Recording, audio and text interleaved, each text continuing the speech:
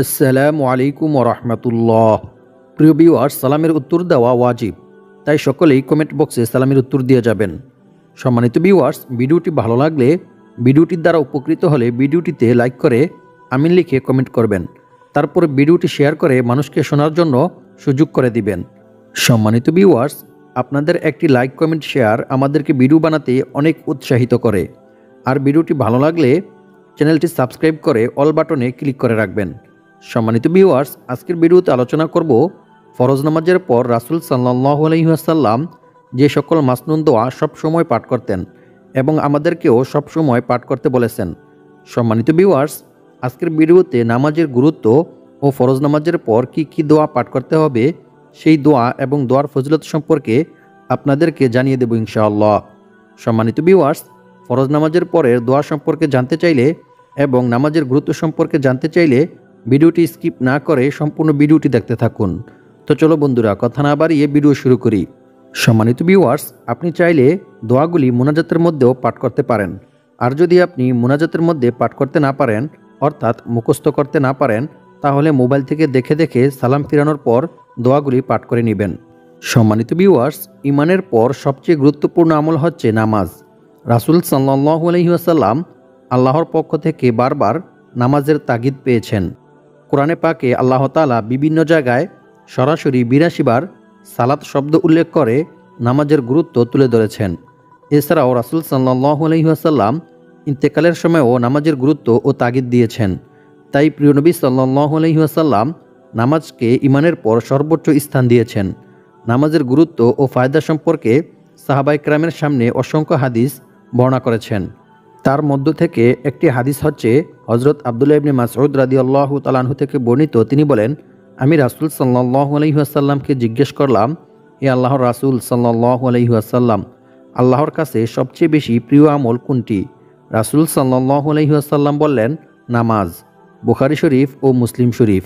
সুতরাং বোঝা গেল নামাজ হচ্ছে আল্লাহ তাআলার কাছে সবচাইতে পছন্দনীয় আমল। যে ব্যক্তি নামাজ যথারীতিভাবে আদায় করবে, আল্লাহ তাআলা তাকে অনেক পছন্দ করেন। আবু হুরায়রা রাদিয়াল্লাহু তাআলা আনহু থেকে বর্ণিত, তিনি বলেন, এক ব্যক্তি রাসূল সাল্লাল্লাহু আলাইহি ওয়াসাল্লামের কাছে এসে অভিযোগ করল, অমুক ব্যক্তি রাতে সালাত আদায় করে আর দিনের বেলায় চুরি করে।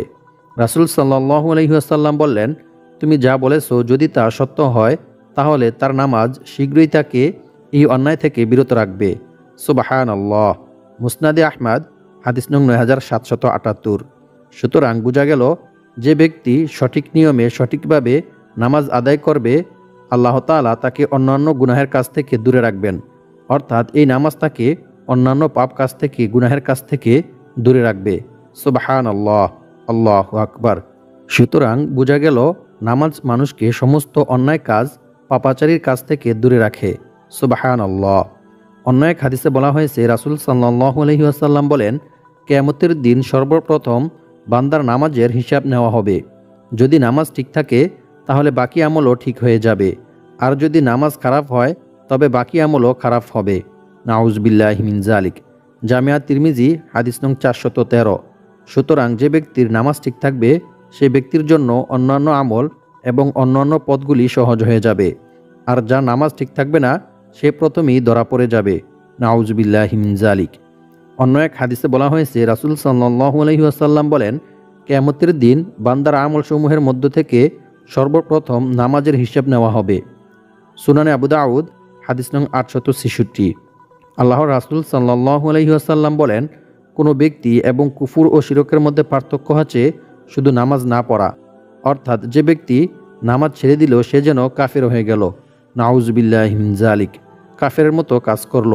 মুসলিম শরীফ, হাদিস নং ৮২। সুতরাং যে ব্যক্তি নামাজ পড়ল না, নামাজ ছেড়ে দিল, সে যেন কাফের হয়ে গেল। নাউজুবিল্লাহি মিন যালিক। অন্য এক হাদিসে বলা হয়েছে, রাসূল সাল্লাল্লাহু আলাইহি ওয়াসাল্লাম বলেন, আমাদের ও কাফেরদের মধ্যে পার্থক্য হচ্ছে শুধু নামাজ। যে ব্যক্তি নামাজ ত্যাগ করল, সে যেন কাফের হয়ে গেল। নাউজুবিল্লাহি মিন যালিক। তিরমিজি শরীফ, হাদিস নং ২৬২১। আল্লাহ তাআলা নামাজ ত্যাগকারীকে দুনিয়ার জীবনে সব কাজের বরকত থেকে মাহরুম, বঞ্চিত করেন। হযরত আব্দুল্লাহ ইবনে ওমর রাদিয়াল্লাহু তাআলা আনহু বলেন, রাসূল সাল্লাল্লাহু আলাইহি ওয়াসাল্লাম বলেছেন, যে ব্যক্তি আসরের সালাত কাজা হয়, তার পরিবার, পরিজন ও ধন সম্পদ যেন সবই ধ্বংস হয়ে গেল। নাউজুবিল্লাহি মিন যালিক। মুসলিম শরীফ হাদিস নং 1304। অন্য এক হাদিসে বলা হয়েছে, রাসূল সাল্লাল্লাহু আলাইহি ওয়াসাল্লাম বলেছেন, যে ব্যক্তি নিয়মিত 5 ওয়াক্ত নামাজ যত্নের সঙ্গে আদায় করবে, কিয়ামতের দিন এ নামাজ তার জন্য আলো তথা নূর হবে, তার ঈমান ও ইসলামের দলিল হবে এবং তার নাজাতের উসিলা হবে। আর যে ব্যক্তি গুরুত্বের সঙ্গে 5 ওয়াক্ত নামাজ নিয়মিত আদায় করবে না, কিয়ামতের কঠিন পরিস্থিতিতে নামাজ তার জন্য আলো তথা নূর হবে না, দলিলও হবে না এবং সে আযাব থেকে রেহাইও পাবে না। নাউজুবিল্লাহি মিন যালিক। মুসনাদে আহমদ হাদিস নং 6576। সম্মানিত ভিউয়ার্স, এখন আলোচনা করব ফরজ নামাজের শেষে রাসূল সাল্লাল্লাহু আলাইহি ওয়াসাল্লাম যে 10টি মাসনুন দোয়া সবসময় পাঠ করতেন এবং আমাদেরকেও খুব গুরুত্বের সহিত পাঠ করতে বলেছেন। সম্মানিত ভিউয়ার্স, দোয়াগুলি আপনি চাইলে মুনাজাতের মধ্যেও পাঠ করতে পারেন কিংবা মোবাইলে দেখে দেখেও পাঠ করতে পারবেন। মুমিনের প্রতিটি কাজ ও মুহূর্ত আমল ও ইবাদত। যখন সব কিছু আল্লাহর হুকুম ও রাসূল সাল্লাল্লাহু আলাইহি ওয়াসাল্লামের সুন্নত অনুযায়ী হয়, তখন মুমিনের সব কিছুই আমল ও ইবাদতে পরিণত হয়ে যায় এবং সওয়াবযোগ্য হয়। আল্লাহ তাআলা বান্দার জন্য এর সব কিছু পুণ্যময় করে দেন। সুবহানাল্লাহ। সম্মানিত ভিউয়ার্স, অন্য সব কিছুর মতোই প্রত্যেক নামাজের পর কিছু আমল রয়েছে। আমলগুলো করিলে বান্দার জীবন সুন্দর, বরকতময় ও সুশৃঙ্খল হয়। আল্লাহর রাসূল সাল্লাল্লাহু আলাইহি ওয়াসাল্লাম বলেন, প্রত্যেক ফরজ নামাজের শেষে কিছু দোয়া রয়েছে। যে ব্যক্তি এই দোয়াগুলো পড়ে বা কাজে লাগায়, সে কখনো ক্ষতিগ্রস্ত হবে না। সুবহানাল্লাহ। মুসলিম শরীফ হাদিস নং 1237। সম্মানিত ভিউয়ার্স, এখন আলোচনা করব প্রত্যেক ফরজ নামাজের পর রাসূল সাল্লাল্লাহু আলাইহি ওয়াসাল্লাম যে 10টি মাসনুন দোয়া সবসময় পাঠ করতেন এবং আমাদেরকেও সবসময় পাঠ করতে বলেছেন। নাম্বার 1, রাসূল সাল্লাল্লাহু আলাইহি ওয়াসাল্লাম প্রত্যেক ফরজ নামাজের পর একবার আল্লাহু আকবার পাঠ করতেন। ইবনে আব্বাস রাদিয়াল্লাহু তাআলা আনহু বলেন, ফরজ নামাজের সালাম ফিরানোর পর রাসূল সাল্লাল্লাহু আলাইহি ওয়াসাল্লাম একবার তাকবীর পাঠ করতেন। আমি সেই তাকবীরের আওয়াজ শুনে তার নামাজ শেষ হওয়া বুঝতে পারতাম। বুখারী শরীফ হাদিস নং 842। নাম্বার 2, ফরজ নামাজের সালাম ফিরানোর পর 3 বার আস্তাগফিরুল্লাহ পাঠ করা। রাসূল সাল্লাল্লাহু আলাইহি ওয়াসাল্লাম নামাজের সালাম ফিরানোর পর 3 বার ইস্তেগফার পাঠ করতেন। মুসলিম শরীফ হাদিস নং 1362। সম্মানিত ভিউয়ার্স, এখন আমি ইস্তেগফার পাঠ করার কিছু গুরুত্বপূর্ণ কোরআনের আয়াত এবং হাদিস নিয়ে আলোচনা করব। আপনারা শুনলেই বুঝতে পারবেন যে ইস্তেগফার কত বড় একটি গুরুত্বপূর্ণ আমল। তাই আপনারা নামাজের সালাম ফিরানোর পর 3 বার ইস্তেগফার পাঠ করবেন এবং কোন ইস্তেগফারটি পাঠ করতে হবে সেই সম্পর্কেও আপনাদেরকে জানিয়ে দেব। আল্লাহ তাআলা বলেন, আমি অবশ্যই ক্ষমাশীল তার প্রতি যে ব্যক্তি তাওবা করে, ঈমান আনে, সৎকর্ম করে ও সৎপথে অবিচল থাকে। সূরা তাহা আয়াত নং 82। মানবজাতিকে শিক্ষা দেওয়ার জন্য আল্লাহ তাআলা বলেন, তুমি তোমার প্রতিপালকের প্রশংসা সহ তার পবিত্রতা ও মহিমা ঘোষণা করো এবং তার কাছে ক্ষমা প্রার্থনা করো। নিশ্চয়ই তিনি তাওবা কবুলকারী। সূরা নাসর আয়াত নং 3। সম্মানিত ভিউয়ার্স, ইস্তেগফার পাঠ করিলে যে আল্লাহ তাআলা কি পরিমাণ খুশি হয় তা আপনি চিন্তাও করতে পারবেন না। রাসূল সাল্লাল্লাহু আলাইহি ওয়াসাল্লাম বলেন, মরুভূমিতে হারিয়ে যাওয়া উট খুঁজে পেয়ে উটের মালিক যতটা খুশি হয়, যখন কোনো গুনাহগার বান্দা আল্লাহর কাছে তাওবা করে, তখন আল্লাহ তাআলা এর চাইতে বেশি খুশি হন। সুবহানাল্লাহ। আল্লাহু আকবার। বুখারী শরীফ হাদিস নং 6309। অন্য এক হাদিসে বলা হয়েছে, হযরত আবু হুরায়রা রাদিয়াল্লাহু তাআলা আনহু থেকে বর্ণিত, তিনি বলেন, আমি রাসূল সাল্লাল্লাহু আলাইহি ওয়াসাল্লামকে বলতে শুনেছি, তিনি বলেন, আল্লাহর শপথ, আমি প্রতিদিন আল্লাহর কাছে 70 বারের অধিক তাওবা ইস্তেগফার পাঠ করি। সুবহানাল্লাহ। আল্লাহু আকবার। বুখারী শরীফ হাদিস নং 6307।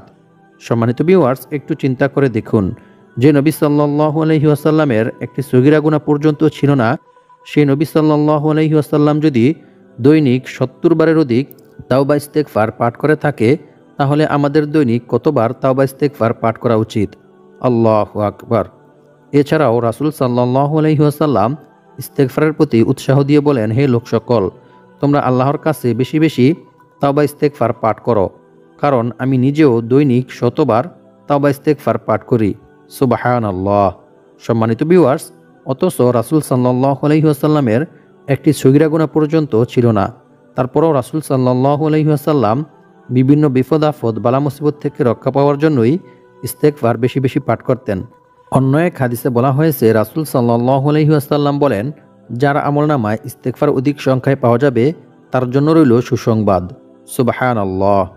আয়েশা সিদ্দিকা রাদিয়াল্লাহু তাআলা আনহা থেকে বর্ণিত, তিনি বলেন, রাসূল সাল্লাল্লাহু আলাইহি ওয়াসাল্লাম বলেছেন, বান্দা যখন গুনাহ করার পর তা স্বীকার করে এবং অনুতপ্ত হয়, অতঃপর আল্লাহ তাআলার কাছে ক্ষমা চায়, তখন আল্লাহ তাআলা বান্দাকে ক্ষমা করে দেন। সুবহানাল্লাহ, আল্লাহু আকবার। মিশকাত শরীফ হাদিস নং 2330। অন্য এক হাদিসে বলা হয়েছে, রাসূল সাল্লাল্লাহু আলাইহি ওয়াসাল্লাম বলেছেন, সৎকর্ম ছাড়া অন্য কোনো কিছুই মানুষের হায়াত বাড়াতে পারে না, আর দোয়া ছাড়া অন্য কোনো কিছুতেই মানুষের তাকদির পরিবর্তন হয় না। মানুষ তার পাপ কাজের কারণে তার প্রাপ্য রিজিক থেকে বঞ্চিত হয়। নাউজুবিল্লাহি মিন যালিক। সুনান ইবনে মাজাহ হাদিস নং 4022। সুতরাং যে ব্যক্তি পাপ কাজ থেকে মুক্তি পাওয়ার জন্য বেশি বেশি ইস্তেগফার পাঠ করবে, আল্লাহ তাআলা এর বিনিময়ে তার রিজিক বৃদ্ধি করে দিবেন। সুবহানাল্লাহ, আল্লাহু আকবার। রাসূল সাল্লাল্লাহু আলাইহি ওয়াসাল্লাম আরও বলেন, যে ব্যক্তি ইস্তেগফার তথা ক্ষমা প্রার্থনা করাকে নিজের জন্য আবশ্যক করে নিবে, আল্লাহ তাআলা তাকে গায়বীভাবে রিজিকের ব্যবস্থা করে দিবেন। সুবহানাল্লাহ, আল্লাহু আকবার। সুনানে নাসাই হাদিস নং 3819। সম্মানিত ভিউয়ার্স, ফরজ নামাজের শেষের 10টি মাসনুন দোয়ার মধ্য থেকে 3 নং আমলটি হচ্ছে, আল্লাহুম্মা আনতাস সালাম ওয়া মিনকাস সালাম তাবারাকতা ইয়া যাল জালালি ওয়াল ইকরাম। এই দোয়া পাঠ করা। রাসূল সাল্লাল্লাহু আলাইহি ওয়াসাল্লাম প্রত্যেক ফরজ নামাজের সালাম ফিরানোর পর একবার এই দোয়াটি পাঠ করতেন। মুসনাদে আহমদ হাদিস নং 22461। অর্থ, হে আল্লাহ, আপনি সালাম, শান্তি, নিরাপত্তা প্রদানকারী। আপনার পক্ষ থেকেই সালাম, শান্তি ও নিরাপত্তা আসে। আপনি বরকতময়। মুসলিম শরীফ হাদিস নং 591। অন্য এক হাদিসে বলা হয়েছে, রাসূল সাল্লাল্লাহু আলাইহি ওয়াসাল্লাম বলেছেন, তোমরা সব সময় ইয়া জাল জালালি ওয়াল ইকরাম পড়াকে অপরিহার্য করে নাও। তিরমিজি শরীফ হাদিস নং 3525। এছাড়াও অন্য এক হাদিসের মধ্যে বলা হয়েছে, একবার হযরত আনাস রাদিয়াল্লাহু তাআলা আনহু রাসূল সাল্লাল্লাহু আলাইহি ওয়াসাল্লামের সঙ্গে মসজিদে বসেছিলেন।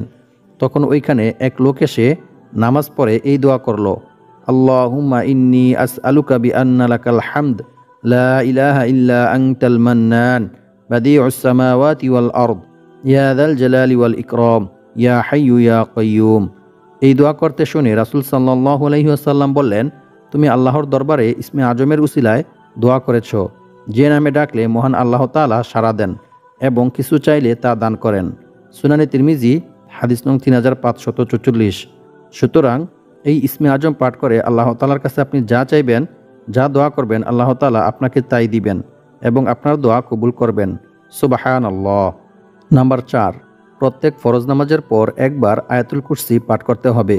রাসূল সাল্লাল্লাহু আলাইহি ওয়াসাল্লাম বলেছেন, যে ব্যক্তি প্রত্যেক ফরজ নামাজের পর একবার আয়াতুল কুরসি পাঠ করবে, তার জন্য জান্নাতে প্রবেশের পথে মৃত্যু ব্যতীত আর কোনো কিছুই বাধা থাকবে না। সুবহানাল্লাহ। অর্থাৎ সে ব্যক্তি মৃত্যুবরণ করার সাথে সাথেই জান্নাতে চলে যাবে। সুবহানাল্লাহ, আল্লাহু আকবার।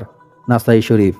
এছাড়াও অন্য হাদিসের মধ্যে বলা হয়েছে, কোনো ব্যক্তি যদি ঘুমানোর পূর্বে একবার আয়াতুল কুরসি পাঠ করে, তাহলে আল্লাহ তাআলা তার মাথার পাশে একজন হেফাজতকারী ফেরেশতা নিযুক্ত করে দেন, যে ফেরেশতা সকাল পর্যন্ত তাকে পাহারা দিতে থাকে। সুবহানাল্লাহ। এছাড়াও অন্য এক হাদিসে বলা হয়েছে, রাসূল সাল্লাল্লাহু আলাইহি ওয়াসাল্লাম বলেছেন, যদি কোনো ব্যক্তি রাতে ঘুমানোর পূর্বে আয়াতুল কুরসি পাঠ করে ঘুমায়, তাহলে আল্লাহ তাআলা তাকে চোর ডাকাতের ক্ষতি থেকে হেফাজত করেন। সুবহানাল্লাহ, আল্লাহু আকবার। নাম্বার 5, রাসূল সাল্লাল্লাহু আলাইহি ওয়াসাল্লাম বলেছেন, যে ব্যক্তি প্রত্যেক ফরজ নামাজের পর 33 বার সুবহানাল্লাহ, 33 বার আলহামদুলিল্লাহ ও 33 বার আল্লাহু আকবার এভাবে 99 বার পাঠ করার পর একবার লা ইলাহা ইল্লাল্লাহু ওয়াহদাহু লা শারীকা লাহু লাহুল মুলকু ওয়া লাহুল হামদু ওয়া হুয়া আলা কুল্লি শাইইন কাদির, এই তাসবিহটি পাঠ করবে, তার জীবনের সকল গুনাহ ক্ষমা করে দেওয়া হবে, যদিও তা সমুদ্রের ফেনারাশি পরিমাণ হয়ে থাকে। সুবহানাল্লাহ, আল্লাহু আকবার। মুসলিম শরীফ হাদিস নং 597। নাম্বার 6, প্রত্যেক ফরজ নামাজের পর একবার এই দোয়াটি পাঠ করতে হবে। দোয়াটি হচ্ছে, আল্লাহুম্মা আইন্নি আলা যিকরিকা ওয়া শুকরিকা ওয়া হুসনি ইবাদাতিক। অর্থ, হে আল্লাহ, আপনার স্মরণে, আপনার কৃতজ্ঞতা প্রকাশে এবং আপনার উত্তম ইবাদতে আমাকে সাহায্য করুন। আমিন। সুনানে আবু দাউদ হাদিস নং 1522। নাম্বার 7, জিনের আসর, বদনজর, কুফরি কালাম, জাদুটোনা, বান্টনা এবং বিষধর প্রাণীর ক্ষতি থেকে, সকল ক্ষতিকারক জিনিসের ক্ষতি থেকে বাঁচার জন্য আল্লাহর রাসূল সাল্লাল্লাহু আলাইহি ওয়াসাল্লাম প্রত্যেক ফরজ নামাজের পর সূরা ইখলাস, সূরা ফালাক ও সূরা নাস একবার পাঠ করতেন, কিন্তু ফজর ও মাগরিবের নামাজের পর 3 বার পাঠ করতেন। আবু দাউদ শরীফ হাদিস নং 1523। নাম্বার 8, আবু হুরায়রা রাদিয়াল্লাহু তাআলা আনহু থেকে বর্ণিত, তিনি বলেন, রাসূল সাল্লাল্লাহু আলাইহি ওয়াসাল্লাম বলেছেন, তোমরা যখন কেউ নামাজের তাশাহুদ পড়ো তখন 4টি জিনিস থেকে রক্ষা পাওয়ার জন্য আল্লাহর কাছে প্রার্থনা করো। এটা বলে রাসূল সাল্লাল্লাহু আলাইহি ওয়াসাল্লাম এই দোয়া পাঠ করলেন। দোয়াটি হচ্ছে, আল্লাহুম্মা ইন্নী আউযু বিকা মিন আযাবি জাহান্নাম ওয়া মিন আযাবিল কবরি ওয়া মিন ফিতনাতিল মাহইয়া ওয়াল মামাত ওয়া মিন শাররি ফিতনাতিল মাসিহিদ দাজ্জাল। আবু দাউদ শরীফ হাদিস নং 1542। নাম্বার 9, প্রত্যেক ফরজ নামাজের পর এই দোয়া 3 বার পাঠ করতে হবে। দোয়াটি হচ্ছে, আল্লাহুম্মা ইন্নী আসআলুকা ইলমান নাফিআ ওয়া রিজকান তাইয়্যিবা ওয়া আমালাম মুতাকাব্বালা। এই দোয়া পাঠ করিলে আল্লাহ তাআলা আপনার রিজিক বৃদ্ধি করে দিবেন, আপনার জ্ঞান বৃদ্ধি করে দিবেন। সুবহানাল্লাহ। নাম্বার 10, প্রত্যেক ফরজ নামাজের পর কিংবা দৈনিক 100 বার এই দোয়া পাঠ করতে হবে। দোয়াটি হচ্ছে, সুবহানাল্লাহি ওয়া বিহামদিহি সুবহানাল্লাহিল আযীম। রাসূল সাল্লাল্লাহু আলাইহি ওয়াসাল্লাম বলেছেন, যে ব্যক্তি দৈনিক 100 বার এই দোয়া পাঠ করবে, আল্লাহ তাআলা তার সকল গুনাহ মাফ করে দিবেন। সুবহানাল্লাহ, যদিও তা সমুদ্রের ফেনারাশি পরিমাণ হয়ে থাকে। সুবহানাল্লাহ, আল্লাহু আকবার। বুখারী শরীফ হাদিস নং 6405। আল্লাহ পাক রব্বুল আলামিন আমাদের সবাইকে ফরজ নামাজের পর এই দোয়াগুলি পাঠ করে জীবনের সকল সমস্যা থেকে মুক্তি পাওয়ার তৌফিক দান করুক। আমিন।